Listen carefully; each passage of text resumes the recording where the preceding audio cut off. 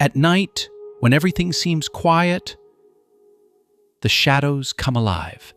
And in the silence of our homes, there's something watching us, something we cannot see, something that waits patiently. It waits in the corners, behind half-open doors, under our beds. It doesn't move until we stop looking. This is the story of Luis, a man who believed in logic, science, and reason, but who, after one terrifying night, would never be the same again. Years ago, in a remote village hidden among the mountains, there stood an abandoned house. No one remembered who built it. No one remembered who lived there. The only thing people knew was to stay away from it. Locals said it was cursed. They spoke of screams heard late at night, of shadows that moved inside even when there was no light, of people who entered and never returned. But Luis wasn't afraid. He was curious. He had always laughed at ghost stories. To him, they were tales for children, meant to keep them inside at night. He wanted proof. So one night, he packed a camera, a flashlight, and a notebook, and he drove to the village. It was cold when he arrived. Fog rolled down from the mountains like fingers clawing at the earth. The villagers warned him, begged him not to go, but he smiled politely and walked toward the house. The front gate was already open. The door creaked as he pushed it. The air inside smelled like rotting wood and something else, something metallic, like old blood. Dust floated in the air like tiny ghosts. The floor groaned under his steps. He turned on his flashlight. The beam barely pierced the darkness.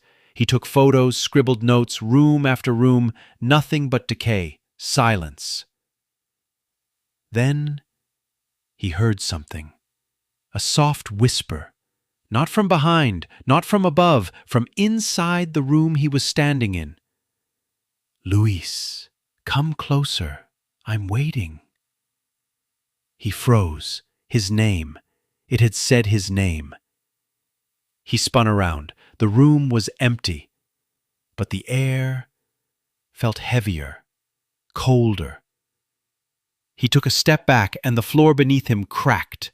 A board gave way. He fell through into the basement. The fall wasn't far, but he hit the ground hard. His flashlight shattered. He was in complete darkness now. He pulled out his phone. No signal, only 5% battery.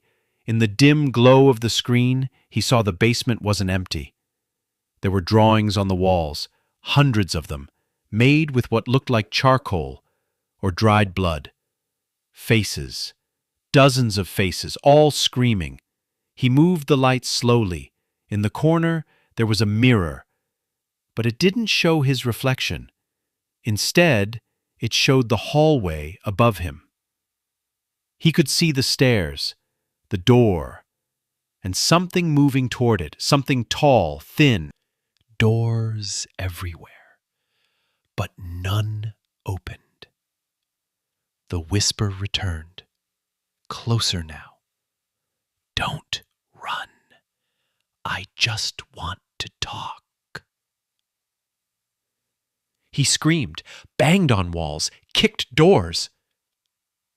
Then, one opened.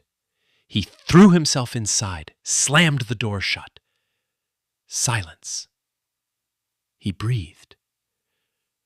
For the first time in minutes, he thought he might survive. But then, the lights turned on. He wasn't in a room. He was in a hallway again. And at the end of it, the creature was waiting. Only now, it wasn't smiling. Its mouth was wide open, too wide, rows and rows of sharp teeth. Its arms stretched until they touched the floor, and it began to run faster than anything he'd ever seen. Luis turned, ran back into the dark. He could feel it behind him, breathing, laughing, whispering. "You're mine now, Luis. You came to find me, and now you'll never leave." He tripped, fell hard, and then darkness.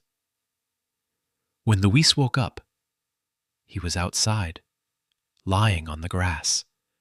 The house was gone. Not just abandoned, completely gone. Nothing remained. No boards, no foundation, no path, just fog. He returned to the village. No one believed his story. No one remembered the house, not even the place it used to stand. They told him he must have imagined it.